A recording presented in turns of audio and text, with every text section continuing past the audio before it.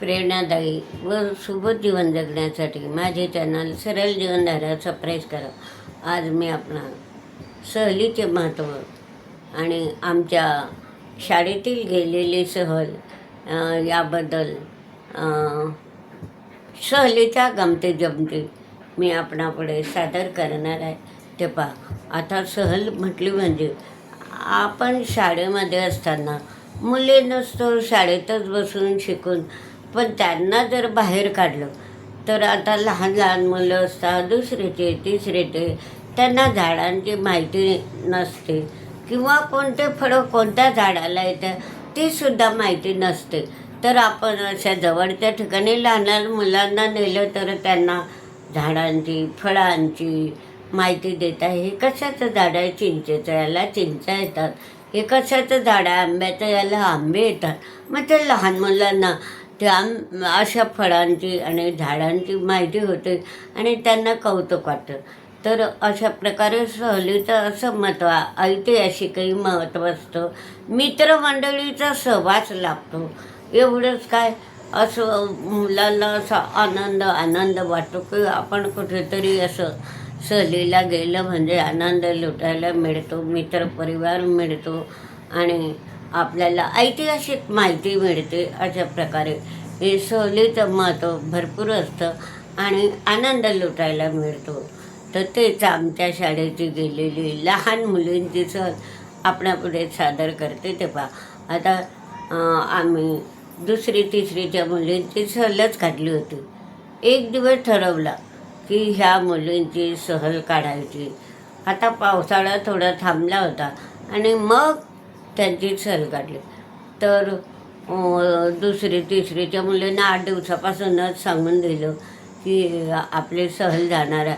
आता मुलांना सहल म्हटली म्हणजे अभ्यासापेक्षा त्यांना जास्त महत्त्व वाटतं की आपल्याला सहलीला जायला मिळत आहे.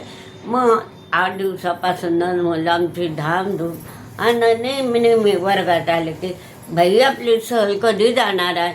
अशा प्रकारे त्यांची विचारणा सुरूच राहते आणि त्यांचा आनंद असा गगनात मावत नाही, एवढा त्या मुलांना आनंद होतो. सहल म्हटली म्हणजे आईलाही सहलीच्या दिवशी झोपू देत नाही.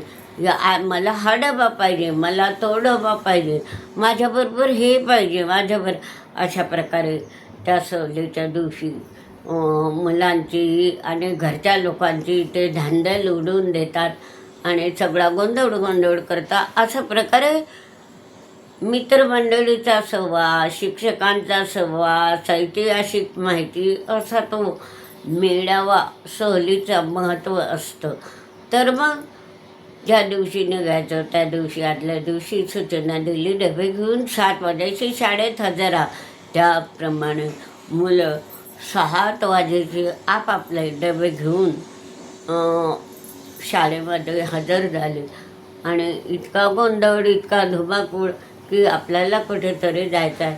मग 8 वाजेपर्यंत त्यांचा सगळं सूचना दिल्या. रांगेत चालायचं, ज्याचं वारडं करायची नाही, असं शिस्तीनं 2-2 मुलींच्या रांगाकडून जवळच, गावाजवळच, छोट्या मुली असल्यामुळे गावाजवळच एक फळबाग होती, केळीची बाग होती. मग तिथं त्यांना घेऊन गेलो. गायत्री मातेचं मंदिरसुद्धा होतं तिथं. तर मग त्यांना तिथून नेल्यावर खूप आनंद.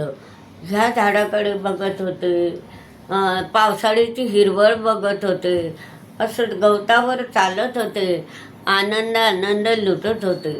तर अशा प्रकारे आम्ही तिथे त्यांना झाडांची माहिती, केळीचा बाग दाखवला. हे बघा, ही केळी तुम्ही जे रोज खाता ते असं या झाड एवढं मोठं येतं, याला असा घड लागतो. मग ते असं कौतुकाने बघायचे, काही विचारायचे. मग बाबाई ते केळी याच्यावरच बघता का झाडावर? एक मुलगी म्हणते. म्हटलं नाही, तिला पिकवावी लागते. ते कधी काही असं जास्त दिवस घर काढले नाही तर तेच पकूनसुद्धा जातात.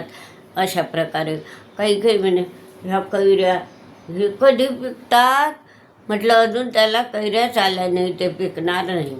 तर अशा प्रकारे काही काही प्रश्न विचारतात. संत्री, सगळ्या प्रकारचे झाडं, हे कशाचं झाड आहे, ही चिंचेचं झाड आहे, याला चिंचा येतात. अशा प्रकारे सर्व आम्ही 2-3 शिक्षक होतो आणि त्यांनी सर्व प्रकारे त्यांना झाडांची, वेलांची, फळांची माहिती दिली. त्यांना खूप आनंद वाटला की आपल्याला असं झाडं बघायला मिळत आहे, फळं बघायला मिळत आहे. म्हणून असं कौतुकाने असे भटकत होते, फिरत होते. आम्ही पण त्यांना मना करत नव्हते, कारण त्यांचं स्वातंत्र्य होतं, सहल होती.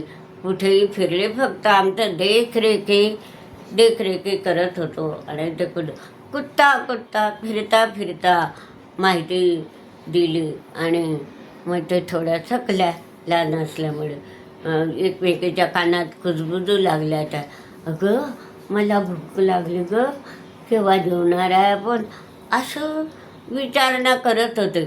मग आम्ही त्यांची कुजबूज ऐकली. 12 वाजून गेले आणि मग त्यांना असं गोलाकार बसवलं, डबे काढले, सगळ्यांनी डबे घेतले. कोणी काही आणलं, मग मी सगळ्यांचे डबे चेक केले, कोणी काय आणलं, कोणी काही आणलं नाही. अशा प्रकारे ज्याने त्याने अशा आनंदाने डबे काढले ना, गपागप खायला पण सुरुवात केली.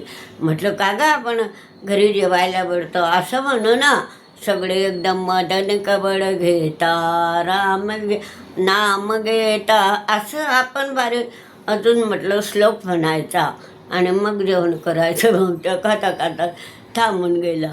आणि मग सगळ्यांनी डबे काढल्यावर वदन कबड घेता असं प्रकारे श्लोक म्हटला आणि सगळ्यांनी सुरुवात केली. 1-2 मुलगी अशी बसून राहिली. मला आश्चर्य वाटलं की या सगळ्या मुली खाता, ही मुलगी का बसली. मग मी तिच्या जवळ गेले. म्हटलं का भेटू, तो काय जेवते. म्हणून आईला जागोच आली नाही. मग आईनं काही डबानं केला. ठीक आहे. मी कोणत्याही सहलीला गेली तर अशी खूप एक डबा स्पेशल करूनच न्यायचे, कारण मला अनुभव होता की काही मुलींजवळ डबे असतात, काहीजवळ नसतात, काही एवढेच आणतात, मग त्यांची भूक जात नाही. तर म्हणून मग मी तिला 2 पोळ्या भाजी, मग प्रत्येकीला चेक केलं. मी असं खूप 10-12 पोळ्या भाजी कोरडी घेऊनच घ्यायची बरोबर. आणि ज्याला नसलं, ज्यांचं काही संपलं, घ्या पुरं, खा असं पोटभर खाल्लं. आणि हसतच खात होते, गमती जमती लुटत होते, झाडांकडे बघत होते, काही प्रश्न विचारत होते की बाई आता हे याला कैऱ्या कधी येतील, याला असं काही येतील. असं प्रकारे हे भुईमुगाचं झाड आहे, तर याला म्हणे आम्हाला असं वाटत होतं याला वर शेंगा येतात. म्हटलं नाही, ही जमिनीला येतात. ते हंगाम, त्याच्यामुळे झाड उपडून असं त्यांना ते भुईमुगाच्या शेंगांची पण माहिती दिली. आणि अशा प्रकारे त्यांना त्या झाडांची माहिती झाली, फळांची माहिती झाली, आनंद लुटायला मिळाला.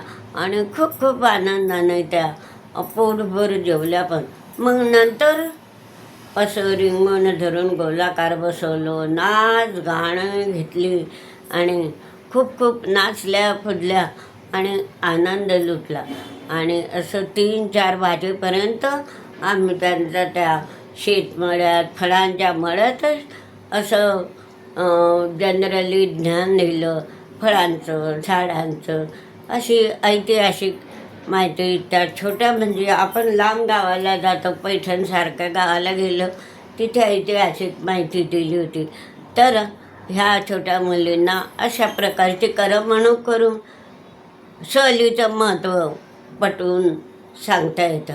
आणि पालकांनाही कळतं की आपले मुली बाहेर गेल्या तर हुशार होतात. आणि मग त्यांना कसं झाडांची माहिती होते, फळांची माहिती होते, पिकांची माहिती होते. आणि त्याच्यामुळे आपल्याला असं वाटतं आपल्या पोरी हुशार आहे, आपल्या पोरींना येतं. तर हे सहलीचं महत्त्व आपण जरी त्या मुली लहान असो मोठ्या मुलांच्या आम्ही लांब असे परगावाला नेत होतो, कधी औरंगाबाद, कधी पैठण, अशा प्रकारचे थोडं 7वीच्या मुलींना 5वीच्या मुलींना घेऊन जायचो, त्यांना ऐतिहासिक माहिती मिळायची. तर अशा प्रकारे मी सहलीचा आनंद आणि मुलांनाही सहलीचं महत्त्व पटवून दिलं आहे. आणि सहल म्हणजे आपल्या जीवनातला महत्त्वाचा विषय आहे. मित्रमंडळीचा मिलाप होतो, ऐतिहासिक माहिती मिळते. अशा प्रकारे आपण सहलीचा आनंद लुटायला पाहिजे आणि सहलीचं महत्त्व आपल्या जीवनामध्ये खूप आहे. तर हा व्हिडिओ सहलीचा मला शाळेची आठवण झाली आणि सहली कशा जायच्या, पूर्ण कशी माहिती द्यायचो मला आठवण होता बरोबर. हा व्हिडिओ मी आपणापुढे सादर केला. जरूर पहा, लाईक शेअर करा.